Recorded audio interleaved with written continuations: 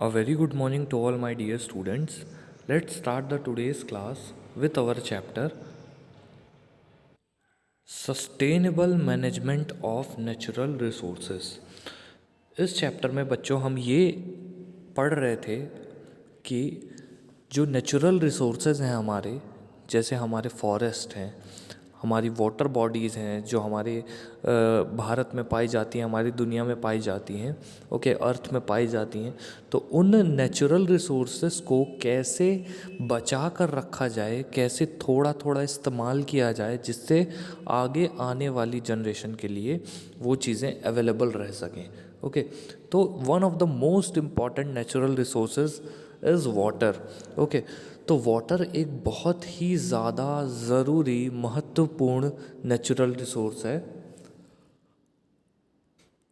तो अगर water harvesting की बात की जाए, वाटर हार्वेस्टिंग मतलब कैसे पानी को बचा कर रखना है, ओके, कैसे पानी को रोक कर रखना है, कैसे बारिश का पानी यूज़ करना है, कैसे दूसरे वाटर यूज़ करना है, ओके। और जहाँ पर खासकर बारिश कम होती है, पानी की कमी रहती है, तो वहाँ पर जितना भी पानी अवेलेबल होता है उसको कैसे बचा कर रखना है, ये सारी चीज़ें वाटर हार्वेस्टिंग में हमने पढ़ी थी।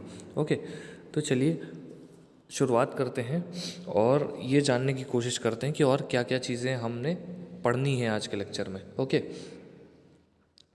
watershed management emphasizes scientific soil and water conservation in order to increase biomass production।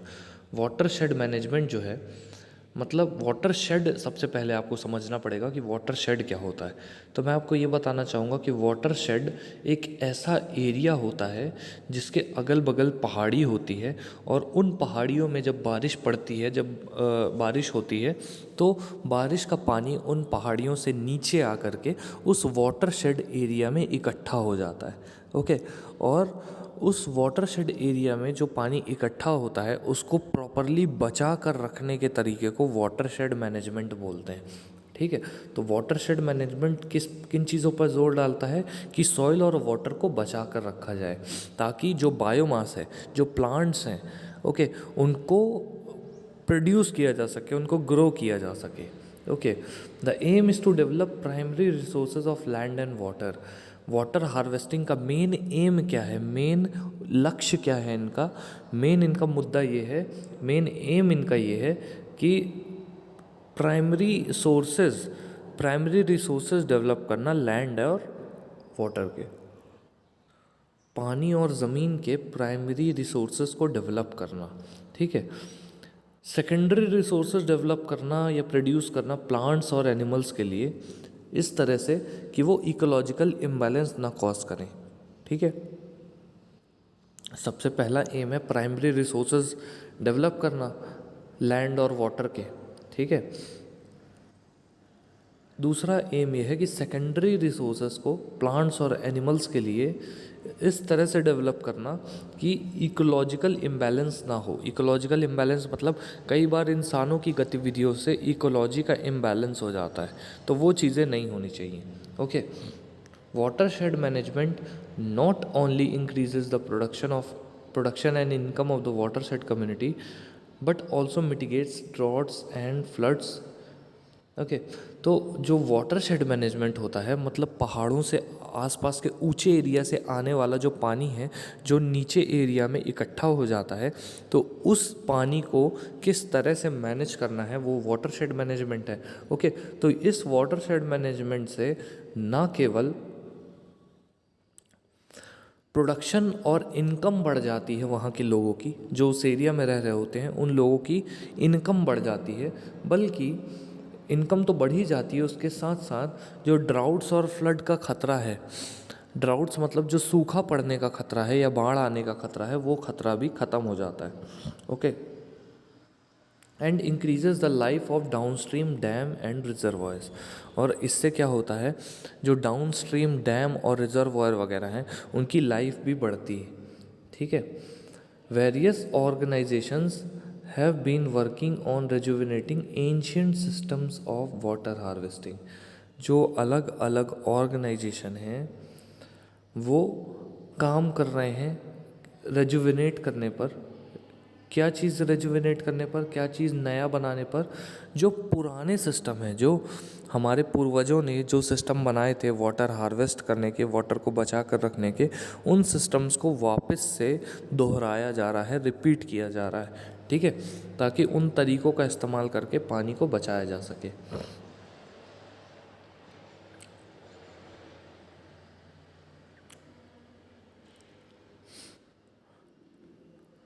तो ये सारी चीज़ें जो पुराने तरीके हैं वो अपनाए जा रहे हैं, ताकि डैम्स वगैरह जो हैं, डैम वगैरह का इस्तेमाल कम से कम हो, ठीक है।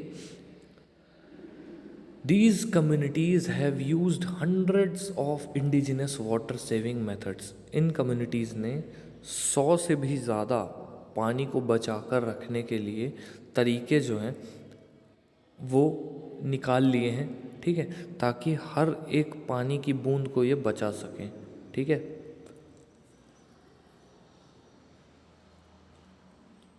छोटे छोटे गड्ढे खोदे गए हैं, छोटी छोटी लेक्स बनाई गई हैं, झीलें बनाई गई हैं, ठीक है। Put in place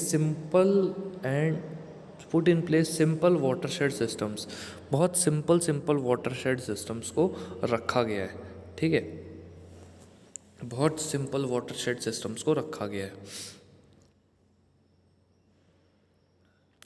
but built small earthen dams, मिट्टी के डैम्स बनाए गए हैं, डाइक्स वगैरह बनाई गई हैं। डाइक्स मतलब एक ऐसा एरिया जहाँ पर पानी इकट्ठा हो जाता है। Sand and limestone reservoir, sand और लाइमस्टोन का रिजर्वायर बनाया गया है, ठीक है। Roof top water collecting unit, छत के ऊपर ऐसी चीज़ें, ऐसी टंकियाँ वगैरह बनाई गई हैं जिसमें पानी को इकट्ठा किया जा सके।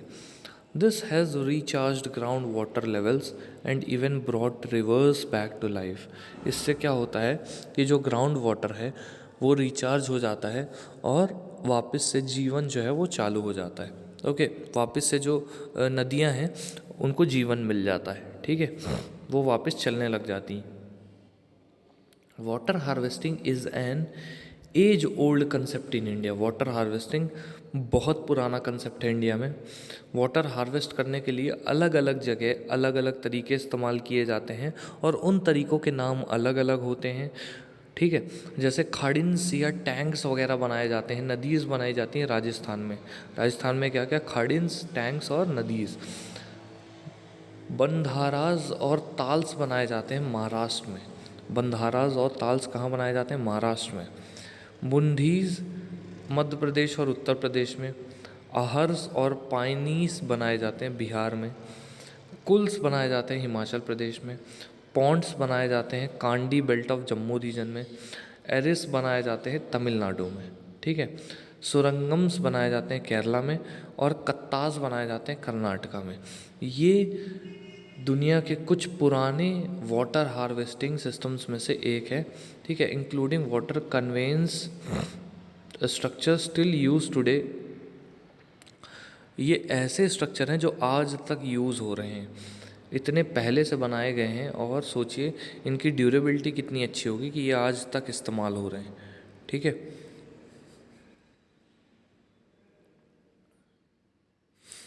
Water harvesting techniques are highly local specific.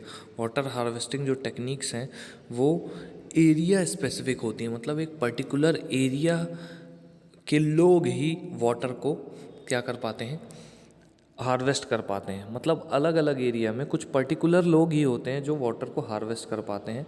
Area specific होता है, ऐसा नहीं कि पूरे इंडिया में वाटर हार्वेस्टिंग टेक्निक सब लोग जानते हैं, ओके। सिर्फ जो पुराने लोग हैं सिर्फ उन्हीं को मालूम होता है कैसे पानी को हार्वेस्ट करना है, बचा कर रखना है। Giving people control over their local water resources ensure that mismanagement and over exploitation of these resources is reduced या removed। लोगों को कंट्रोल दे दिया जाए अगर लोकल वाटर रिसोर्सेज के ऊपर, उससे ये इंश्योर होगा कि मिसमैनेजमेंट और ओवर एक्सप्लॉयटेशन जो है इन रिसोर्सेज का वो हटा दिया जाए। आप सपोज़ करिए आपके चोटिला वालों को ही बोल दिया जाए कि आप लोगों को चोटिला में पानी बचा कर रखना है, तो खुद सोचिए कितना अच्छा काम हो जाएगा। यहाँ के लोग जो पानी वेस्ट कर रहे होंगे उनको यहीं के लोग बोलेंगे कि आप पानी मत वेस्ट करिए, ओके। तो एक जागरूकता फैलेगी, पानी बचेगा। ओके, तो बहुत सारी चीज़ें अच्छी हो जाएंगी। इन लार्जली लेवल टेरेन, एक ऐसे बड़े से ग्राउंड में या ऐसे बड़े से एरिया में जो लेवल्ड है पूरा, ओके, उबड़ खाबड़ नहीं है, पहाड़ वगैरह नहीं है वहाँ पर, प्लेट्यू वगैरह, the water harvesting structures are mainly crescent shape. Water harvesting structure कैसे होते हैं? क्रीसेंट शेप के होते हैं और वो मिट्टी के होते हैं, ठीक है, और लो होते हैं नीचे की तरफ। Straight concrete and rubble check dams built across seasonally flooded gullies, जो जिन गलियों में मतलब रिवर के रास्तों में बहुत ज़्यादा बाढ़ आती है, तो वहाँ पर क्या बना दिए जाते हैं? कंक्रीट डैम्स बना दिए जाते हैं या रूबल चेक डैम्स बना दिए जाते हैं, ठीक है। Monsoon rains fill ponds behind the structures, जो बारिश के मौसम में पानी गिरता है तो उससे क्या हो जाता है, ये तालाबों को फिल कर देता है, ठीक है, तालाबों को भर देता है। Behind the structures only the largest structures hold water year round, सिर्फ बड़े बड़े स्ट्रक्चर्स में साल भर पानी रह पाता है, ठीक है। मोस्ट ड्राई अप 6 months और लेस आफ्टर द मानसून, ज़्यादातर इनमें से 6 महीने के अंदर सूख जाते हैं, ठीक है। विद इन 6 months क्या हो जाते हैं? वो ड्राई हो जाते हैं, ठीक है। The main purpose however is not to hold surface water but to recharge the ground water beneath. Main purpose ये नहीं है कि जो सरफेस में वाटर है उसको होल्ड करके रखना, बल्कि जो ग्राउंड वाटर है नीचे उसको होल्ड करके रखना। The advantages of water stored in ground, पानी जो ग्राउंड में स्टोर्ड है उसके एडवांटेज बहुत हैं, are many. It does not evaporate, सबसे पहले तो वो इवेपोरेट नहीं करता, उड़ता नहीं है, बल्कि स्प्रेड यानी फैल जाता है कुओं को रिचार्ज करने के लिए, ठीक है, ज़मीन के नीचे नीचे फैल जाता है वो, ठीक है। वेजिटेशन वगैरह को, जो प्लांट्स आसपास के एरिया में लगे हुए हैं उनकी जड़ों तक पानी पहुंचता है, वही नीचे ग्राउंड के फैल के कुओं वगैरह में भर जाता है, ठीक है। In addition it does not provide breeding grounds for mosquitoes like stagnant water. रुके हुए पानी की तरह, जो पानी आपने यहाँ वहाँ पड़ा हुआ देखा होगा, गड्ढों में जमा है, छोटे छोटे तालाबों में जमा है, तो वो जो पानी है वो मच्छरों के लिए एक अंडे देने के लिए एक साइट बन जाती, ओके, मच्छरों के अंडे देने की एक साइट बन जाती। तो उस चीज़ से बचाने के लिए हम ज़्यादा से ज़्यादा उन तालाबों में क्लोरीन क्यूनोन वगैरह छिड़क सकते हैं, बट उससे भी ज़्यादा कुछ होता नहीं। तो करना क्या पड़ता है कि जो बारिश का पानी है वो ज़मीन के नीचे जाकर अंडरग्राउंड वाटर हो जाता है। तो अब इस अंडरग्राउंड वाटर में ज़मीन के नीचे तो मच्छर जाएगा नहीं अंडा देने के लिए, ओके। तो ये जो अंडरग्राउंड वाटर होता है ये फ्री फ्रॉम मस्कीटोज़ वगैरह होता है, ठीक है, एकदम प्योर होता है ये। The ground water is also relatively protected from contamination by human and animal waste. जो ग्राउंड वाटर है वो रिलेटिवली प्रोटेक्टेड रहता है, बचा हुआ रहता है, किस चीज़ से? कंटेमिनेशन से। किस चीज़ के कंटेमिनेशन से? ह्यूमन और एनिमल वेस्ट के कंटेमिनेशन से, ठीक है। अब चलिए यहाँ पर जो पैराग्राफ दिया हुआ था उसको एक बार रीड करते हैं। A traditional technologies helping India's Waterman, Waterman मतलब ऐसे लोग जो पानी सेव करते हैं उनको वाटरमैन बोलते हैं, ठीक है। Save thousands of past villages and transform the lives of thousands of villagers. तो ये जो वाटरमैन है इन्होंने हज़ारों गांव वगैरह को सेव किया है, वहाँ पर पानी को सेव किया है, ठीक है, और हज़ारों गांवों को ट्रांसफॉर्म किया है, जहाँ पर पानी नहीं था वहाँ पर पानी पहुँचाया है, ठीक है। जो भी सूखा, जहाँ पर अकाल पड़ता था वहाँ पर उसके प्रॉब्लम को सॉल्व किया है इन वाटरमैन ने, ठीक है। इन 2 डिकेड्स ऑफ एफर्ट्स, 20 सालों में डॉक्टर राजेंद्र सिंह ने लगभग 8,600 जोहाज बनाए। जोहाज क्या होते हैं? बहुत बड़े बड़े तालाब होते हैं, ठीक है, जोहाज बहुत बड़े बड़े तालाब होते हैं। एंड अदर स्ट्रक्चर्स, जोहाज के साथ साथ और दूसरे पानी को स्टोर करने के स्ट्रक्चर्स बनाए राजस्थान में, ठीक है।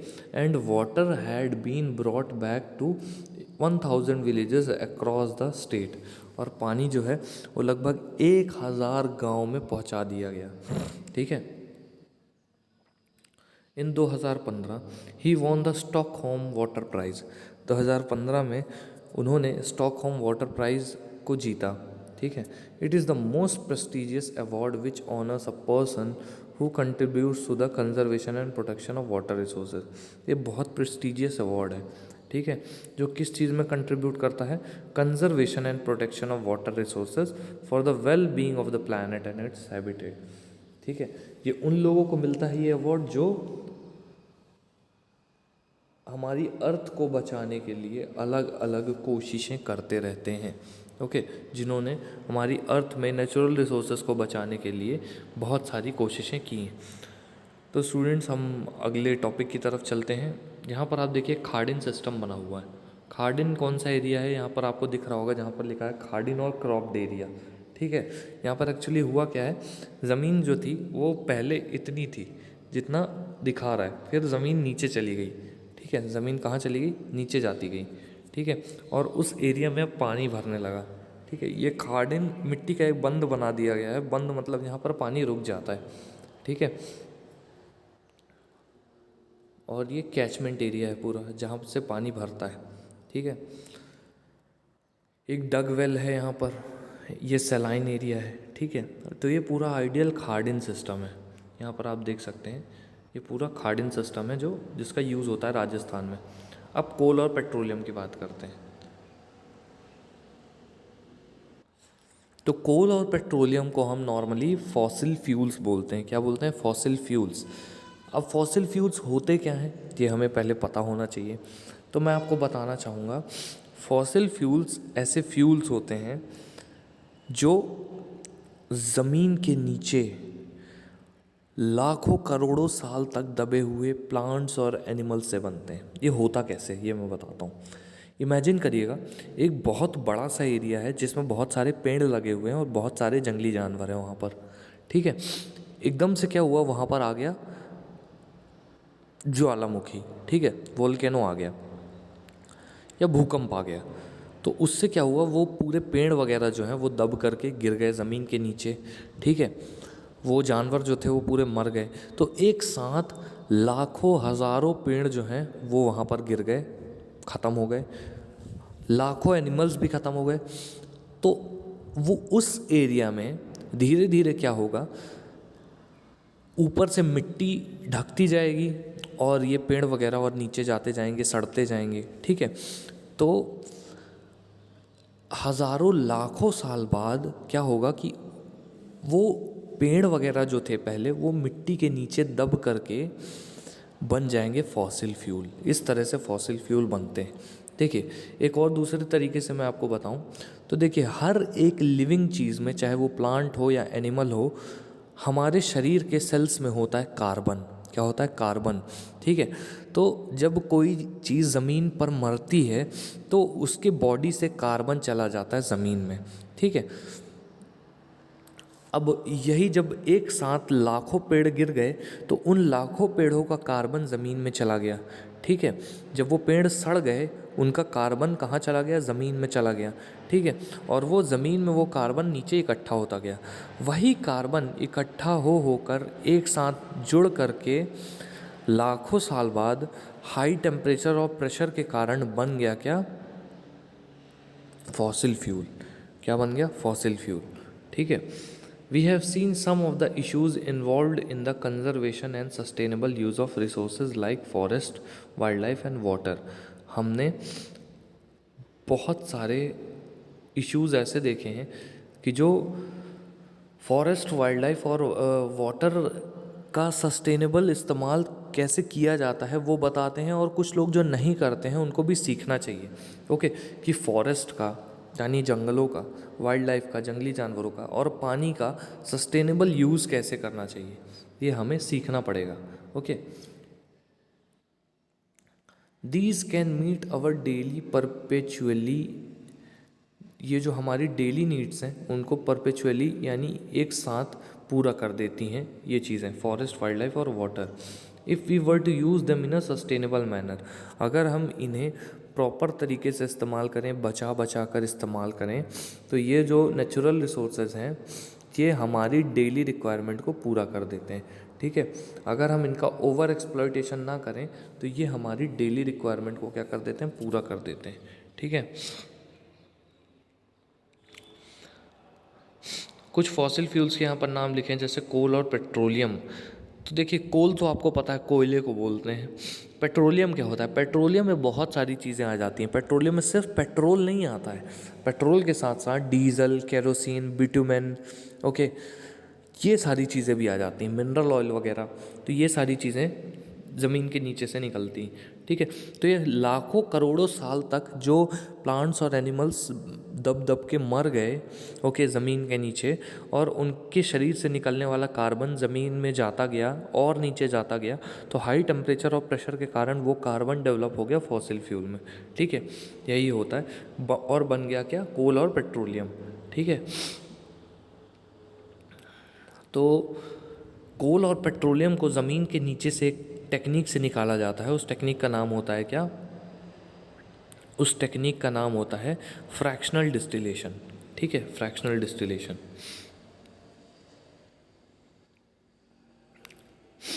Since the industrial revolution, we have been using increasing amount of energy to meet our basic needs. Industrial revolution के समय से वो इस्तेमाल कर रहे हैं इंक्रीजिंग अमाउंट ऑफ एनर्जी हमारी डेली नीड्स को पूरा करने के लिए, and for the manufacture of a large number of goods, ढेर सारे गुड्स को मैन्युफैक्चर करने के लिए, जिसमें हमारी लाइफ डिपेंड करती है। ठीक है, these energy needs have been largely met by the reserves of coal and petroleum.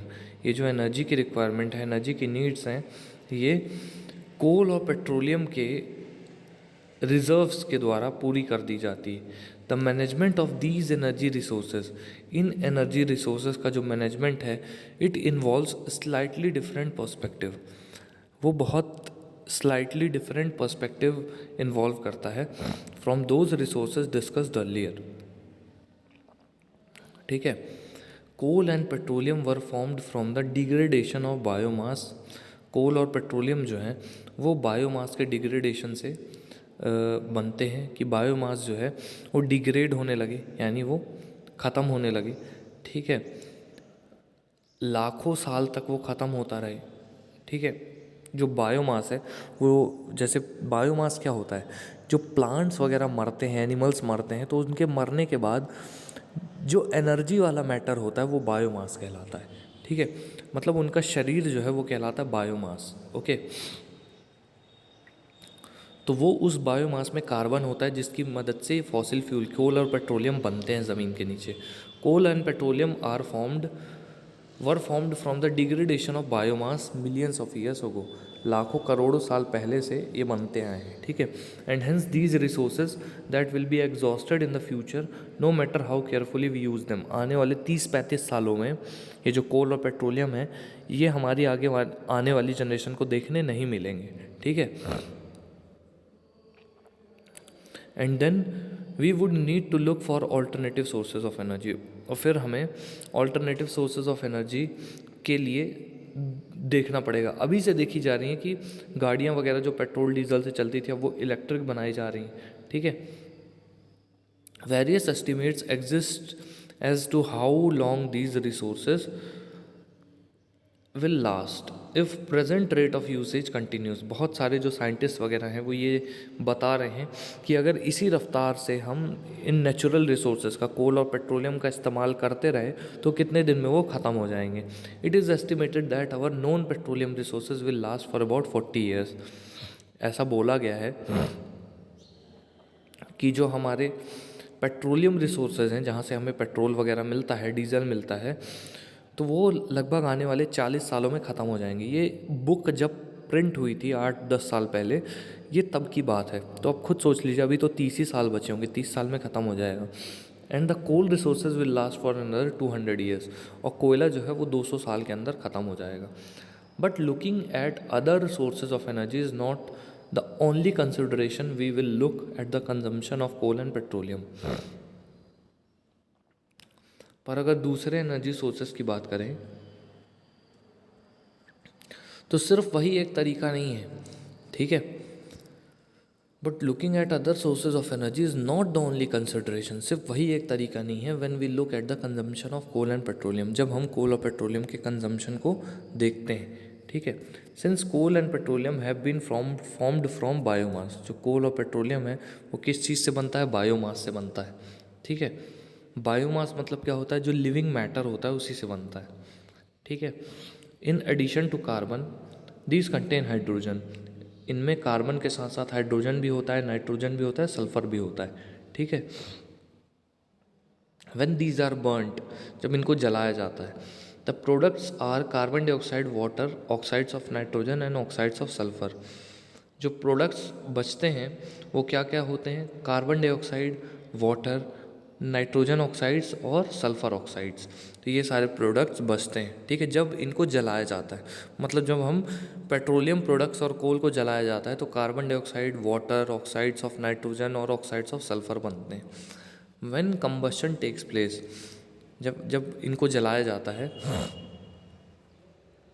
In insufficient air, मतलब जब ऑक्सीजन की कमी में जलाया जाता है तो कार्बन मोनोऑक्साइड बनती है कार्बन डाइऑक्साइड की जगह। कार्बन डाइऑक्साइड की जगह कौन सी गैस बनती है, कार्बन मोनोऑक्साइड। और ये कार्बन मोनोऑक्साइड बहुत जहरीली गैस होती है, ठीक है। Of these products the oxides of sulphur and nitrogen and carbon monoxides are poisonous. इन प्रोडक्ट्स में से जो नाइट्रोजन और सल्फ़र के ऑक्साइड्स हैं और कार्बन मोनोऑक्साइड्स हैं, ये पॉइजनस होते हैं अगर इनका कंसंट्रेशन ज़्यादा हो।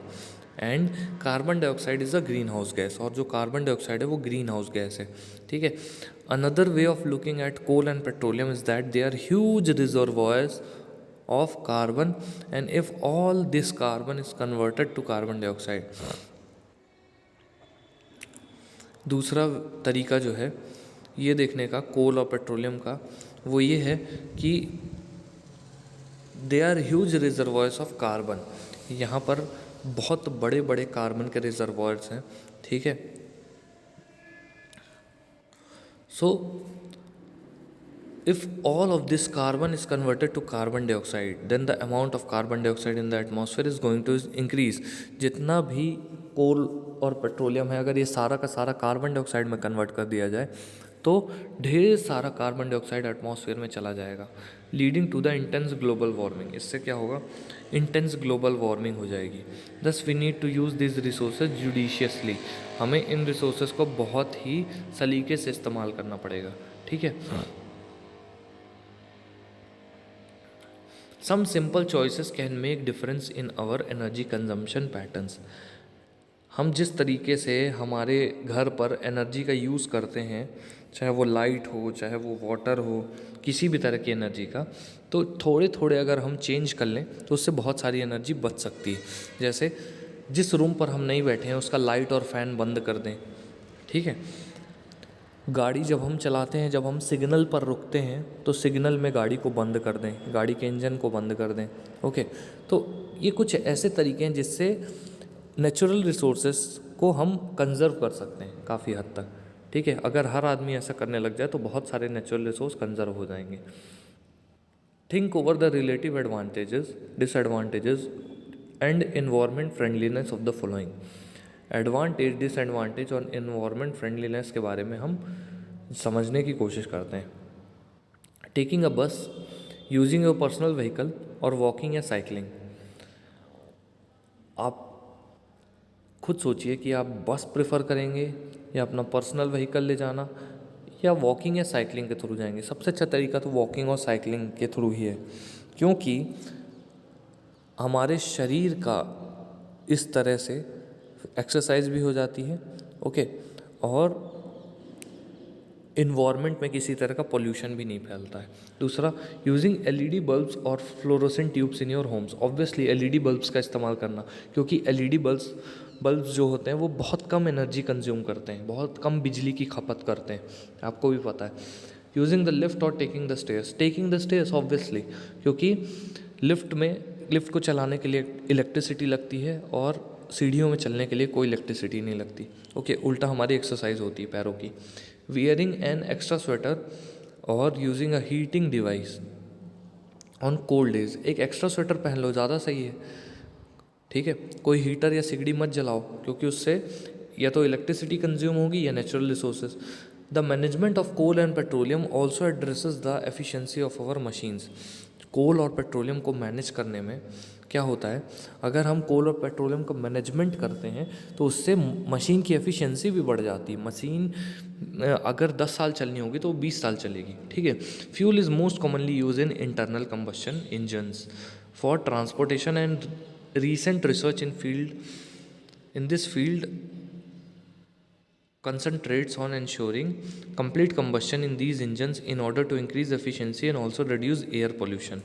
Fuel is most commonly used in internal combustion engines. Fuel सबसे ज़्यादा internal combustion engines में यूज़ होता है, ठीक है। मतलब कार वगैरह में यूज़ होता है, फैक्ट्रीज़ में यूज़ होता है, ठीक है, और ट्रांसपोर्टेशन में यूज़ होता है, ठीक है।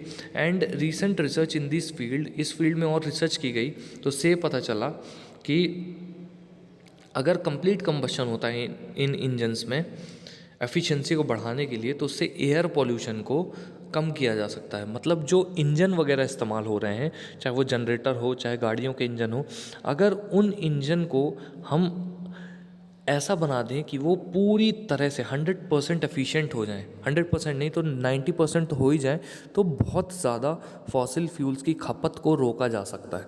Okay, an overview of natural resource management. एक नेचुरल रिसोर्स मैनेजमेंट का ओवरव्यू यहाँ पर लिखा हुआ है। Sustainable management of natural resource is a difficult task. Sustainable management natural resource को करने का बहुत कठिन काम है। नेचुरल रिसोर्स को बचा कर रखने का जो सस्टेनेबल तरीका है वो एक बहुत डिफ़िकल्ट तरीका है। सस्टेनेबल तरीका मतलब इस तरह से इस्तेमाल करना कि आगे आने वाली जनरेशन के लिए वो बच सकें, तो ये बहुत ही बढ़िया तरीका है।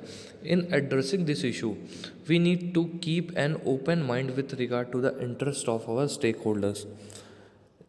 इस इशू के साथ में हमें एक दिमाग खोल कर एक चीज़ रखनी चाहिए कि जो हमारे अलग अलग स्टेक होल्डर्स हैं यानी शेयर होल्डर्स हैं, ओके, तो उनको घाटा नहीं होना चाहिए, ठीक है, उनका काम चलते रहना चाहिए। We need to accept that people will act with their own best interest. हमें ये बात माननी पड़ेगी कि लोग अपने फ़ायदे के लिए ही सोचेंगे, तो उनका फ़ायदा भी हो जाए, नेचुरल रिसोर्सेज भी जो हैं वो कंजर्व हो जाएं, ऐसा कोई बीच का तरीका निकालना पड़ेगा, ठीक है। But the realisation that such selfish goals will lead to misery for a large number of people. इस तरह के जो गोल्स हैं, ओके, वो एक मिजरी यानी दुख का कारण बनता है बहुत बड़े लोगों के लिए, ठीक है। And the total destruction of our environment is slowly growing. और जो हमारा इन्वायरमेंट है उसका पूरी तरह से डिस्ट्रक्शन की तरफ हम जा रहे हैं। Going beyond laws rules and regulations we need to tailor our requirements.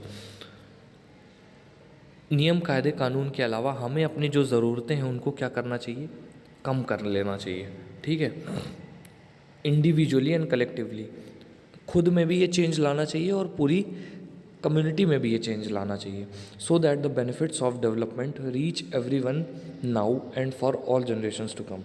तो इससे क्या फ़ायदा होगा, जो बेनिफिट्स हैं डेवलपमेंट के वो हर इंसान तक पहुंचेंगे और आने वाली जनरेशन पर भी पहुंचेंगे। तो स्टूडेंट्स, ये चैप्टर आपका ख़त्म हो चुका है। जहाँ पर भी डाउट हो मेरे से पूछिएगा, ओके, और घर पर इस चैप्टर की रीडिंग करते रहिएगा। So that's all for now students, thank you so much.